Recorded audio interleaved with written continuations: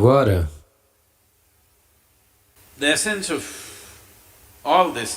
a essência disso tudo é, a primeira coisa é entender a natureza de como a existência está acontecendo. Você pode olhar tanto para este quanto para o átomo, ou pode olhar para o universo. Se você quiser olhar para o universo, é complexo, é difícil, porque você não tem um assento na galeria, sabe? Não existe... Não é como um estádio que você pode sentar em algum lugar e observar todo o universo. É bem difícil. Você só pode ver em pedaços. Se você quer ver um átomo, ninguém nunca viu um átomo, sabia disso? Você sabia disso? Nem mesmo em um supermicroscópio de elétrons você não consegue ver um átomo. Observamos a sua atividade, mas nunca vimos um átomo propriamente dito. Mas o quebramos. Nós somos capazes de quebrar coisas que nem mesmo podemos ver. Esse é o nosso... Temos muito orgulho disso hoje em dia. Podemos quebrar qualquer coisa. Se nós podemos fazer ou não é algo questionável, mas nós podemos quebrar tudo o que quisermos. Até mesmo sem podermos vê-lo, nós podemos quebrá-lo. Agora, o que você vê e o que você não vê por si só é uma coisa muito incerta, no sentido de que... O que é isso que você pode ver? Neste momento, você pode ver minha mão? Sim. Você só pode ver a minha mão porque a minha mão bloqueia a luz. Se a minha mão não parasse esta luz, se ela permitisse que a luz passasse através dela, você não veria esta mão? Sim? Ou, em outras palavras, neste momento, o seu aparelho visual pode ver somente as coisas que bloqueiam a luz. Qualquer coisa que permita a passagem da luz, você não consegue ver? Antes de mais nada, você não consegue ver a própria luz? Você consegue ver a luz que está aqui? Não. Somente o que bloqueia a luz, você consegue ver? O que não bloqueia a luz, você não consegue ver? Muito ruim, não é? Você deveria ser capaz de ver todas aquelas coisas que permitem a passagem da luz, pois são coisas importantes, mas neste momento seu aparelho visual é treinado para ver, ou é capaz de ver apenas aquilo que bloqueia a luz. Portanto, todo o processo de ver a vida como ela é significa, em primeiro lugar, a evolução de um olho não pensativo, um olho livre de pensamento. Quando eu digo livre de pensamento, ele está livre da marca da memória. Neste momento, estes dois olhos estão muito carregados de memória. Veja, você pode notar que, se você vir um grupo de pessoas assim, se você casualmente olhar assim, se entre essas centenas de pessoas houver um rosto com o qual você esteja familiarizado, você verá que de repente esse rosto irá se destacar. Já notou isso? Já notou isso? Você está andando numa rua, há centenas de pessoas lá. Seu amigo está entre elas. Se você olhar aqui, somente o rosto deste amigo será mais evidente do que o restante dos rostos, porque este olho funciona com a memória. Quanto mais memória você tiver, melhor ele verá. Sem memória, ele não consegue ver. Memória significa um passado acumulado. Memória significa informação. Memória significa aquilo que não existe, mas que age como se existisse. As memórias são mais reais do que a realidade, não é verdade? Sim ou não? Veja, quero que você entenda. Tudo em sua vida é comandado pela memória. Não é só o seu pendrive. Tudo na sua vida. Quando eu digo memória, não é apenas o que você carrega aqui. O seu próprio corpo é um corpo de memórias. O porquê de, se você come uma banana, ela se torna um corpo masculino, e se ela come uma banana, ela se torna um corpo feminino, é simplesmente por causa da memória que o corpo contém, não é mesmo? A informação que está armazenada neste corpo e naquele corpo são diferentes. Com a mesma banana, ele se torna um homem, com a mesma banana, ela se torna uma mulher. Sim ou não? Ou vocês estão comendo diferentes tipos de bananas? A mesma coisa, a mesma comida, se você comer, ela se converte numa forma única. Em uma pessoa, ela se transforma em pele escura. Em outra pessoa, ela se transforma em pele clara. Como? A memória que você carrega.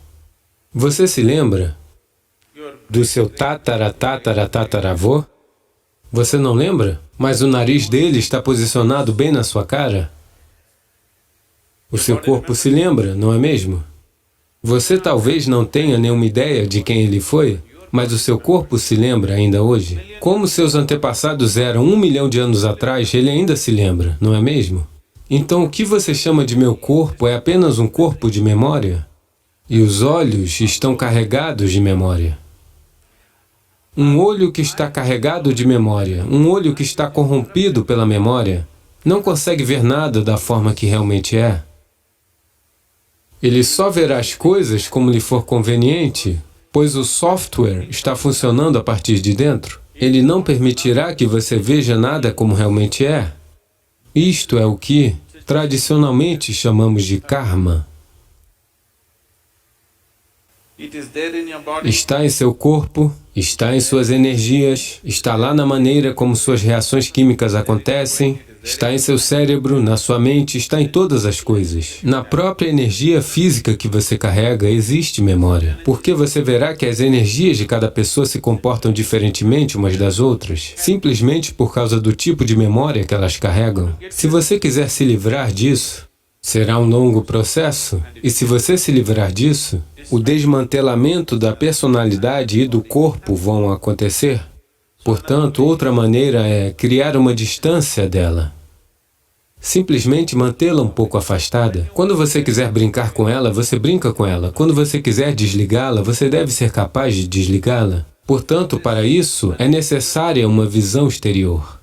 Agora mesmo, seus ouvidos estão carregados de memória, seus olhos estão carregados de memória, sua língua está carregada de memória, porque se você nasceu em Karnataka, se você vai para o norte da Índia, a comida não é gostosa, porque a língua está carregada de memória? Sim ou não? Você já sofreu disso ou não? Você foi para o norte e eles falavam alu badi, alu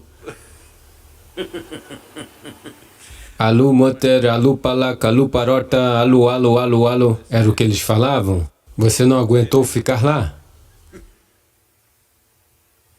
Como sua língua está carregada de memória, ela quer as mesmas coisas de novo, senão ela vai sofrer.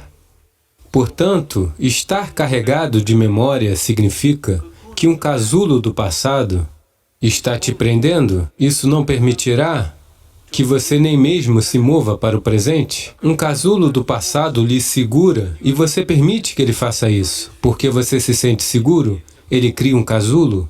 Há segurança, mas na segurança também existe prisão.